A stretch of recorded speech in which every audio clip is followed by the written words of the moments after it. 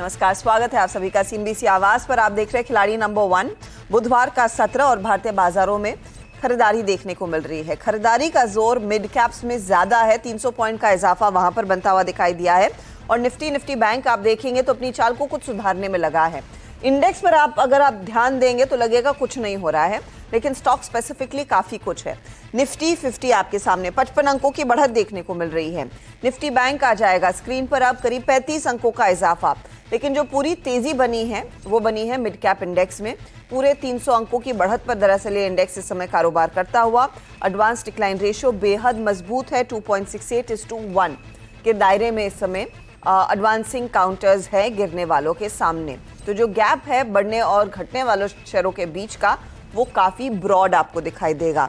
3 indices आपकी screen पर रखेंगे। निफ्टी का मिड कैप इंडेक्स हमने देखा जो हाइस पर ट्रेड कर रहा है, लेकिन निफ्टी FMCG इंडेक्स देखिए, वहां पर भी हाइस पर ही कारोबार बनता हुआ।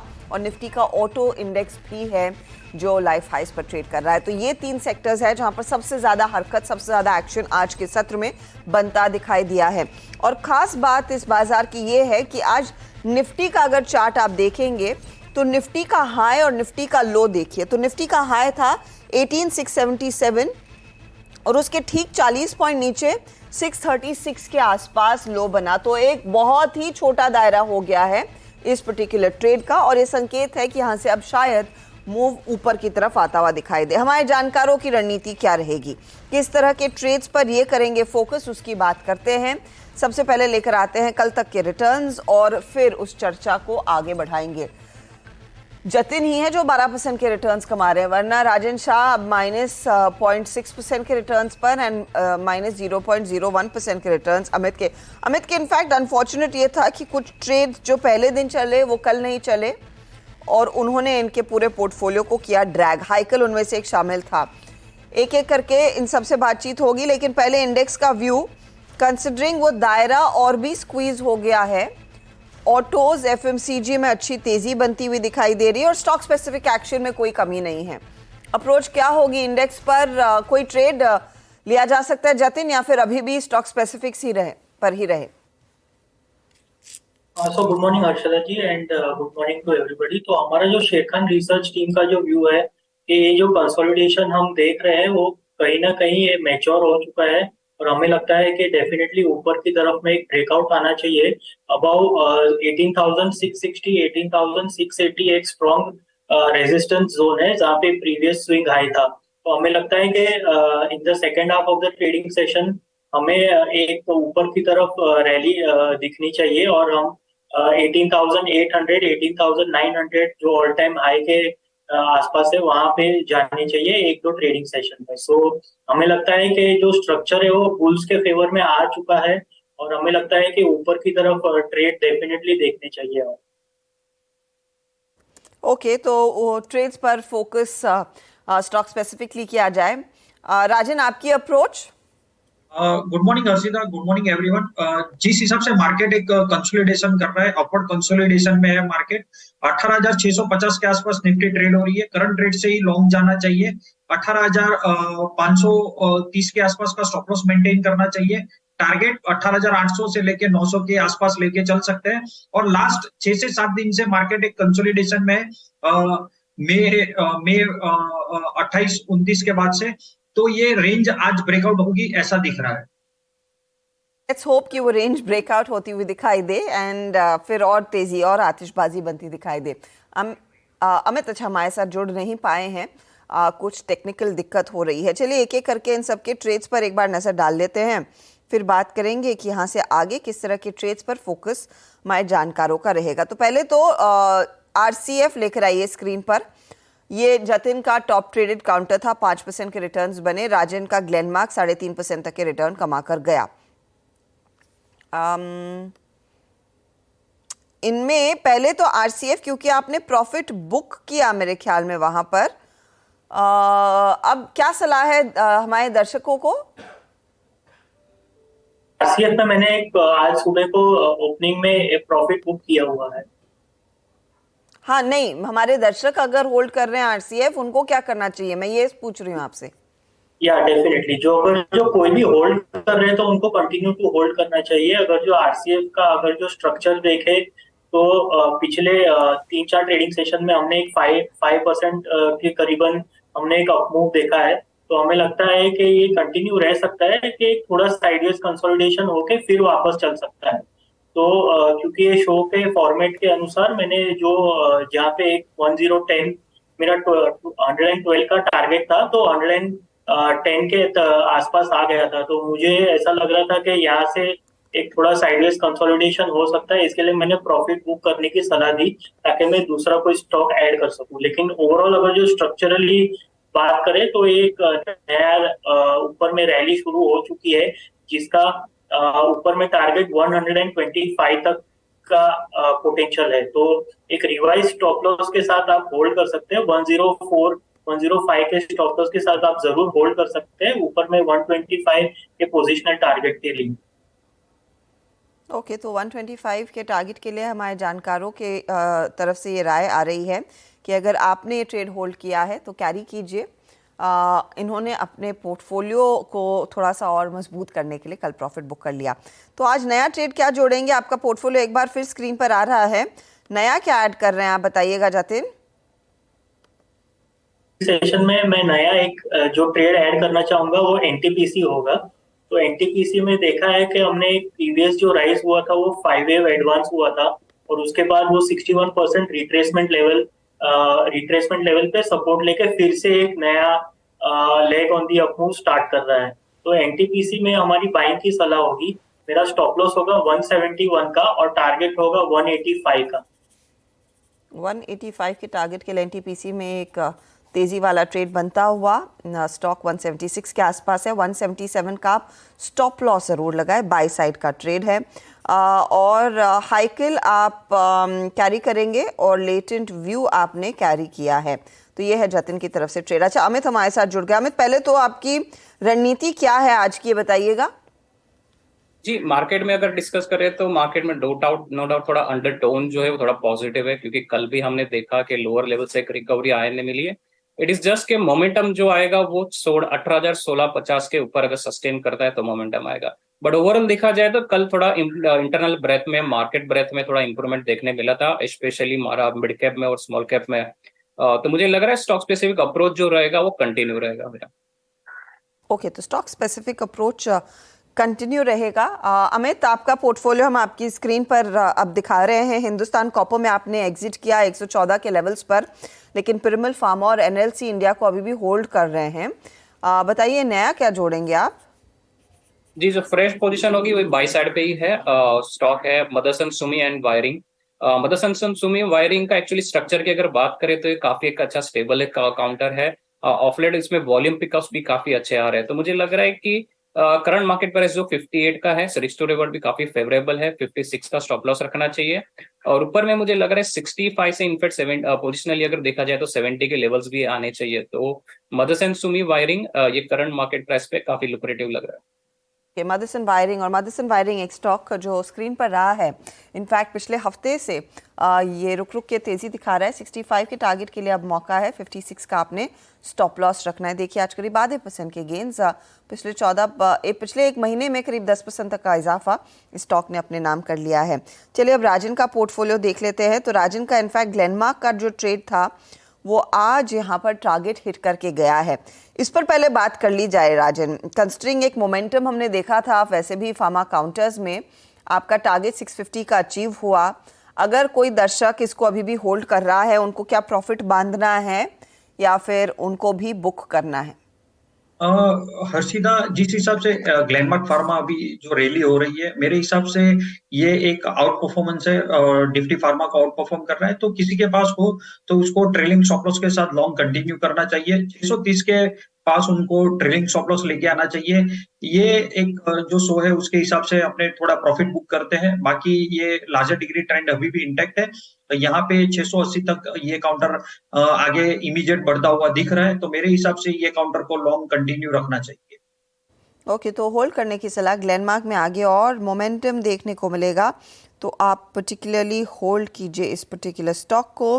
बने रहने की सलाह। नया क्या जोड़ेंगे आप राजन? शॉपर स्टॉप और EIH कैरी करने का इरादा है, राइट? हर्षिता, मैं यहाँ पे एक चेंजेस करना चाहूंगा। एक तो शॉपर स्टॉक के अंदर 785 के आसपास अभी ट्रेड हो रहा है, तो मैं करंट रेट से यहाँ से लॉन्ग में से एग्जिट होना चाहूंगा, नंबर 1। नंबर 2, मैं यहाँ पे एडिशन करना चाहूंगा एस्टर डीएम को, जो यहाँ पे 288 के आसपास ट्रेड हो रहा है। तो करंट रेट से एस्टर डीएम को मैं लॉन्ग करूंगा। स्टॉप लॉस यहाँ पे रहेगा मेरा 275 का स्टॉप लॉस रहेगा। टारगेट यहाँ पे रहेगा 310 का। 110 का टारगेट रहेगा। एस्टर डीएम पर एक बाय कॉल इस समय आ रहा है, खरीदारी की राय, और 275 का आप स्टॉप लॉस। तो शॉपर स्टॉप एग्जिट कर लिया आपने करंट भाव पर, और EIH को करेंगे कैरी। दूसरा ट्रेड भी देने का मौका राजन को दरअसल मिलने वाला है। राजन, कुछ आइडेंटिफाई किया है क्या आपने? मैं हर्षिता यहाँ पे दूसरा ट्रेड ऐड करना चाहूंगा, वो रहेगा वेस्ट लाइफ डेवलपर्स। यहाँ पे 860 के आसपास ये ट्रेड हो रहा है वेस्ट लाइफ, तो करंट रेट से मैं इसको भी एडिशन करूंगा 860 के आसपास। यहाँ पे स्टॉप लॉस मेरा रहेगा 830 का स्टॉप लॉस रहेगा, और टारगेट रहेगा यहाँ पे 920 का। 20 के टारगेट के लिए एक बाय साइड का ट्रेड वेस्ट लाइफ फूड में। स्टॉक आपके सामने करीब 3-3.25% तक के गेंस दिखा रहा है, और ये एक बाय साइड की स्ट्रैटेजी आती हुई। 920 आपने कहा तेजी का ट्रेड टारगेट के लिए, और 830 का स्टॉप लॉस, राइट?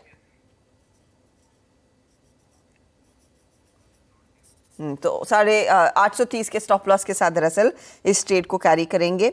ये है हमारे जानकारों की तरफ से जो नए ट्रेड्स आए हैं उसका जायजा। चलिए काम करते हैं, ब्रेक लेंगे। ब्रेक के बाद ऑफ कोर्स एक रिकैप करेंगे आपके लिए, लेकिन जब आएंगे तो फोकस रहेगा मारुति पर। मारुति नियरली अच्छी खासी तेजी में दिखा है, और आज ऑटो काउंटर्स में भी रफ्तार बनती हुई दिखाई दे रही है। और ख़ास बात यह है कि मारुति ने अपनी जिमनी उस SUV की प्राइसिंग अनवेल कर दी है। आज से लॉन्च हो गया है, आप बुक कर सकते हैं दरअसल ये व्हीकल।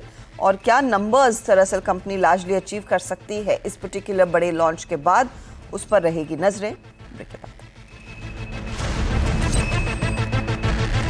नंबर 1, और आज इनफैक्ट मारुति के लिए जो मोस्ट अवेटेड लॉन्च था जिमनी का, वो हो चुका है। इस SUV की प्राइसिंग भी आ गई है, और प्राइसिंग जहां पर बाजार में पहले अटकलें थी कि ये 10 से 12 लाख के बीच में प्राइस होगी, 12 लाख के ऊपर की गाड़ी है, एटलीस्ट बेस जो प्राइस है वो 12.5 लाख के आसपास है। अब प्राइसिंग एग्जैक्टली कैसी है, कितने वेरिएंट्स आप इनफैक्ट को बाजार में देख पाएंगे, और क्या खासियत है इस पर्टिकुलर कार की, हमारे साथ जुड़ गई हैं दीपाली जो ऑटो ट्रैक करती हैं CNBC आवाज़ के लिए। दीपाली, हम सब जानते हैं कि जिमनी की काफ़ी चर्चा हुई है, काफ़ी लोग एक्सपेक्ट कर रहे थे इस पर्टिकुलर मॉडल को लॉन्च होने को लेकर। अब प्राइसिंग के साथ शुरुआत करते हैं। एग्जैक्टली प्राइसिंग कैसी लग रही है, कंपनी ने क्या अनवेल किया है? शुक्रिया हर्षदा। डेफिनेटली जो प्राइसिंग है वो अपर साइड पर है और एक्सपेक्टेशन से तो ऊपर है। जैसे आपने भी मेंशन किया, अनुमान यही था कि 10 लाख 10.5 लाख के आसपास इसकी कीमत शुरू हो सकती है, लेकिन जो कीमत शुरू हो रही है वो 13.25 लाख से शुरू हो रही है, जो कि बेस वेरिएंट के लिए एक एक्सपेंसिव प्राइस है। ये क्योंकि एक्स शोरूम प्राइस है। अगर आप टॉप एंड की बात करेंगे तो टॉप एंड की कीमत तो 15 लाख रुपए तक जा रही है। Again ex showroom, on road pricing तो 1 लाख रुपए के आसपास और महंगी हो जाती है गाड़ी एटलीस्ट। तो प्राइसिंग अपर बैंड पर है, लेकिन इंटरेस्टिंग होगा क्योंकि देखिए जो इनिशियल बुकिंग नंबर्स मिले हैं जिमनी को वो काफी अच्छे मिले हैं। 30,000 से ज्यादा बुकिंग्स कंपनी गैदर कर चुकी है। कंपनी को बहुत एक्सपेक्टेशंस है क्योंकि मारुति के पोर्टफोलियो से ये एक ऐसी गाड़ी आ रही है जो कि एसयूवी के साथ साथ ऑफ रोडिंग कैपेबिलिटीज से भी लेस है। कंपनी का टारगेट है कि एसयूवी पोर्टफोलियो में वो 25% का मार्केट शेयर होल्ड करें और इसके लिए उनको लगता है कि जिमनी उनके लिए काफी इंपॉर्टेंट रोल प्ले करेगी। अब इंपॉर्टेंट ये है कि क्या वो जिमनी काम कर पाएगी, ये तो आगे जो नंबर्स आएंगे वो मालूम पड़ेंगे, लेकिन ईजी नहीं होगा जिमनी के लिए क्योंकि जिमनी का जो मुकाबला हो रहा है वो थार से हो रहा है और थार की फैन फॉलोइंग जो है हर्षदा उसको हिलाना आसान बात नहीं है। और कंपेयर अगर आप करेंगे थार से तो जिमनी में आपको आपको सिर्फ एक इंजन ऑप्शन मिल रहा है 1500 सीसी का, और ये पुराना इंजन है जो पहले कभी जिप्सी में आया करता था। जो रीसेंट मारुति की एसयूवीज हैं उनमें ये इंजन नहीं आता है। अगर आप थार से कंपेयर करेंगे, थार में आपको 3 इंजन ऑप्शंस मिल रहे हैं। आपको 1500 सीसी का डीजल मिल रहा है, 2200 सीसी का डीजल इंजन मिल रहा है, 2000 सीसी का पेट्रोल इंजन मिल रहा है, आपको रेयर व्हील ड्राइव भी मिलता है, 4x2 भी मिलता है, 4x4 भी मिलता है। तो ऑप्शंस जिम्नी के सामने थार में काफी ज्यादा हैं। थार की अगर मैं प्राइसिंग की बात करूं तो जो 1500 सीसी का डीजल इंजन है उसकी कीमत 10.5 लाख रुपए से शुरू होती है, और अगर आप 4x4 की बात करेंगे थार की 2200 सीसी डीजल इंजन की, तो उसकी कीमत लगभग 17 लाख रुपए तक जाती है। तो टॉप एंड थोड़ा महंगा जरूर है, लेकिन आपको 2200 सीसी का ज्यादा इंजन कैपेसिटी का इंजन भी मिल रहा है थार में। बस एक चीज है जो जिम्नी के फेवर में जाती है, वो ये, एक तो ये मारुति का प्रोडक्ट है, तो सर्विसेज वगैरह के हिसाब से थार के मुकाबले ये वायबल है। आपको इसमें माइलेज थार के मुकाबले ज्यादा मिल रहा है। एक और खास बात है कि जो प्रैक्टिकलिटी है वो आपको थार में नहीं मिलती है। थार सिर्फ शौकीन लोगों के लिए है या फिर ऑफ रोडिंग के लिए, वो फैमिली कार नहीं है।